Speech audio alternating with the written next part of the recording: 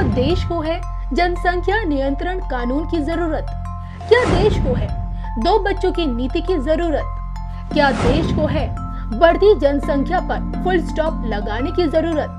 कब और कैसे समूचे देश में लागू होगा जनसंख्या नियंत्रण कानून? धर्म ज्ञान पर देखिए विश्वविख्यात सुदर्शन चक्र ज्योतिषाचार्य श्री संत बेतरा अशोका जी की बड़ी भविष्यवाणी। नमस्कार, शिवपुरी से मैं कविता राणा और मेरे साथ आज मौजूद हैं विश्व प्रसिद्ध सुदर्शन चक्र ज्योतिषाचार्य श्री संत बेतरा अशोका जी। सर, आपका भी धर्म ज्ञान में बहुत बहुत स्वागत है। नमस्कार। साल 2019 में धर्म ज्ञान पर ही सर ने फागु से ये भविष्यवाणी की थी कि मोदी जी अब जनसंख्या नियंत्रण कानून पर ऐतिहासिक फैसले लेंगे। मालूम ये हुआ कि 15 अगस्त साल 2019 में लाल किले की प्राचीर से देश के प्रधानमंत्री नरेंद्र मोदी ने न सिर्फ देशवासियों से छोटा परिवार बनाए रखने की आह्वान उनसे उम्मीद थी, उनसे बोला, बल्कि इसे छोटा परिवार ही देशभक्ति भी बताया। आपको बता दूं कि 1947 में 1947 में हमारी देश की उस वक्त आबादी तकरीबन 34 करोड़ थी, लेकिन आबादी इस कदर बढ़ी कि आज की तारीख में मतलब आप मान लीजिए कि 2021 में 135 करोड़ के लगभग हमारे देश की आबादी है। और जितने एक्सपर्ट्स हैं वो ये बताते हैं कि वो दिन दूर नहीं कि आने वाले कुछ ही सालों में हम जनसंख्या के मामले में चीन को भी बीट कर देंगे। अब देखिए, पूरे 2 साल 2020 और 21 तो कोरोना की भेंट चढ़ गया, लेकिन अब 2022 में जनसंख्या नियंत्रण कानून पर क्या मोदी जी ऐतिहासिक फैसले लेंगे? श्री संत बेतरा अशोका जी ने जो भविष्यवाणी की थी, क्या वो 2022 में सत्य साबित हो गया? इसी को लेकर हम बात करने वाले हैं। सर, सबसे पहले मैं आपसे जानना चाहूँगी कि देश के लिए जनसंख्या मतलब पॉपुलेशन कंट्रोल बिल क्यों ज़रूरी है? देखिए, देश को अगर विश्व गुरु बनाना है जी, विश्व में अगर आप भारत को सबसे ऊपर लाना चाहते हैं तो उसके लिए आपकी जो पॉपुलेशन ग्रोथ है उस पर कंट्रोल करना बहुत ज़रूरी है। और पॉपुलेशन ग्रोथ भी प्रोडक्टिव होनी चाहिए। आप क्या देखिए, पॉपुलेशन ग्रोथ हो का रही है, जो लोग पढ़े लिखे नहीं हैं या जो लोग खुदा की देन मानते हैं संतान को, उनके लिए वो जब पॉपुलेशन को इंक्रीज कर रहे हैं तो वो देश की ग्रोथ को रोक रहे हैं।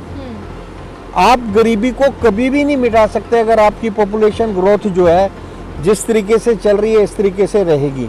तो पॉपुलेशन ग्रोथ जो है इस टाइम जो है फर्स्ट एंड फॉरमोस्ट प्रायोरिटी है। अगर आप देश को आगे लेके जाना चाहते हैं तो पॉपुलेशन ग्रोथ जो है फर्स्ट एंड फॉरमोस्ट प्रायोरिटी है, क्योंकि जो पॉपुलेशन का जो आपका जो इक्वेशन है वो भी बैलेंस होना चाहिए।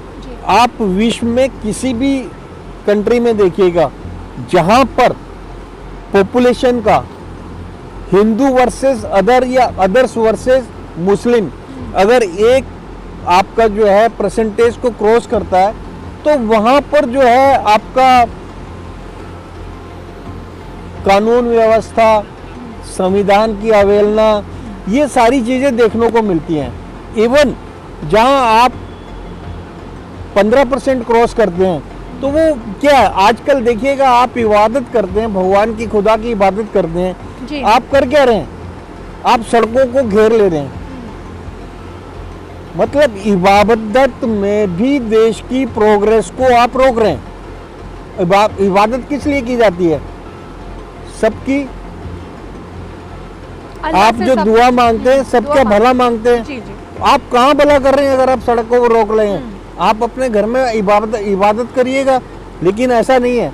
तो यहाँ पर हिंदुस्तान में पॉपुलेशन कंट्रोल बहुत जरूरी है। 2 बच्चों से ज्यादा वालों को कोई भी ऐसी सुविधा नहीं देनी चाहिए, चाहे वो पॉवर्टी लाइन से नीचे हैं। अगर वो आपका जो कानून का उल्लंघन करते हैं, हमारे देश में सबसे बड़ी जो है प्रजातंत्र होने के कारण ऐसे लोग भी हैं जो हर अच्छे कानून का आपका विरोध करेंगे।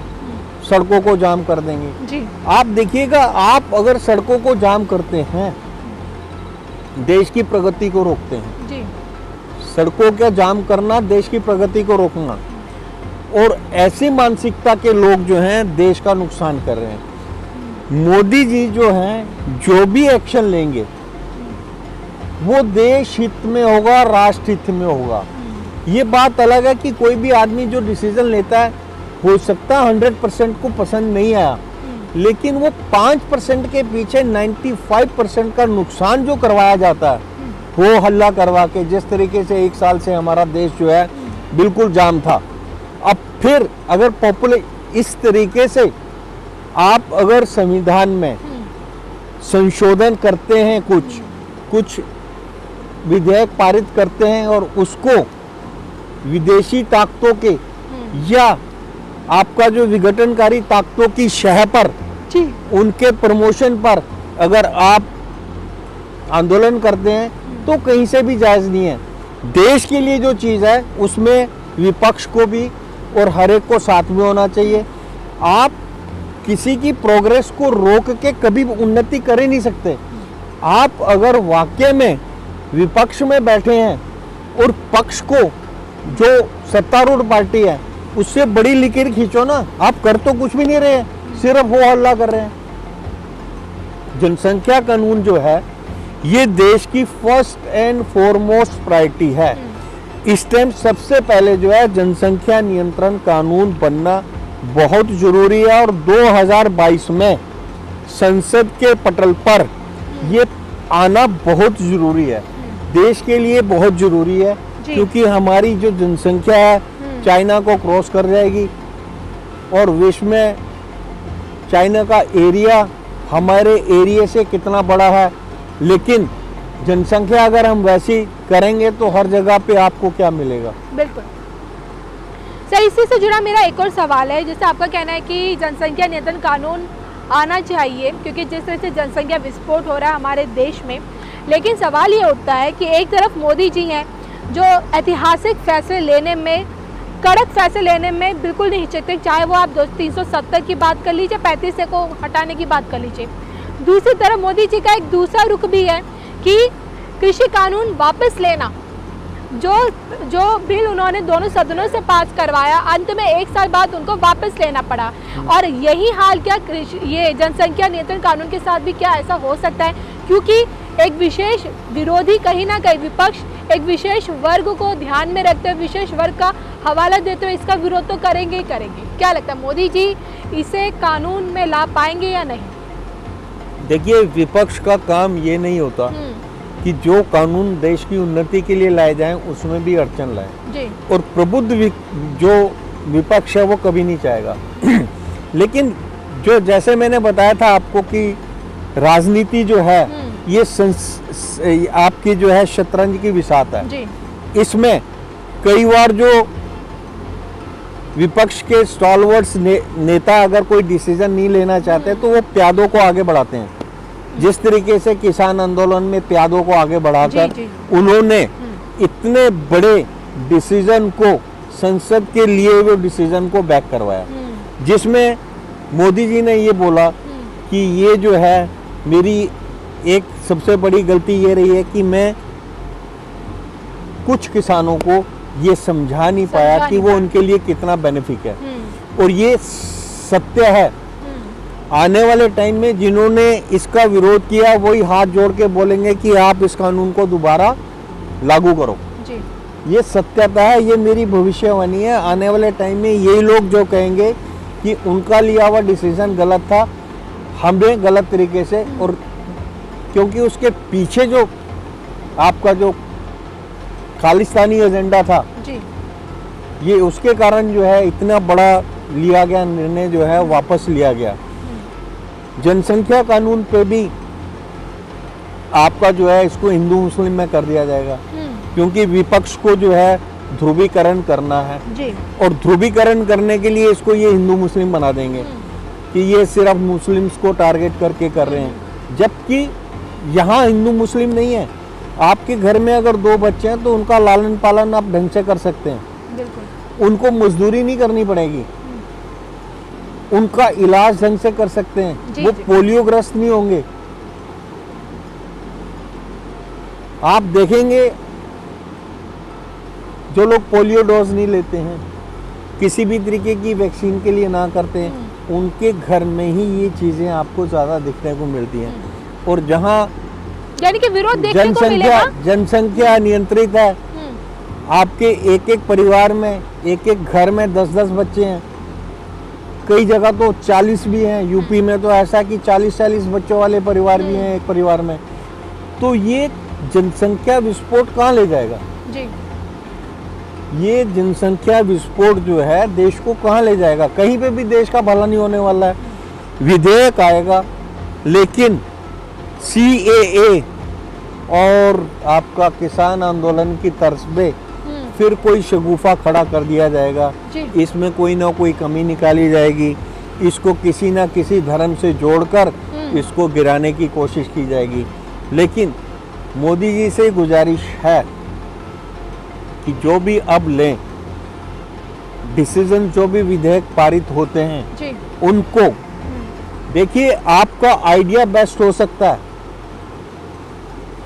आपका आइडिया बेस्ट है, आप उसको बेस्ट वे में इम्प्लीमेंट करते हैं, लेकिन आपका फॉलोअप अगर बेस्ट नहीं है तो वो आइडिया कहीं किसी काम का नहीं रहता, वो आइडिया ही रह जाता है।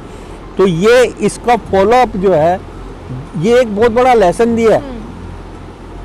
ये किसान आंदोलन ने एक बहुत बड़ा लेसन दिया है कि भैया जो जनसंख्या कानून आप ला रहे हैं चौपाल के थ्रू, आप जो है गांव-गांव में हर एक को इसके लिए एजुकेट करें। वो जो 2 या 3% जो इसके अगेंस्ट बोलेंगे वो अपने आप दब जाएंगे। उनको जब पता लगेगा 95% फेवर में, हमारे पीछे कोई खड़ा होने वाला नहीं है। जी।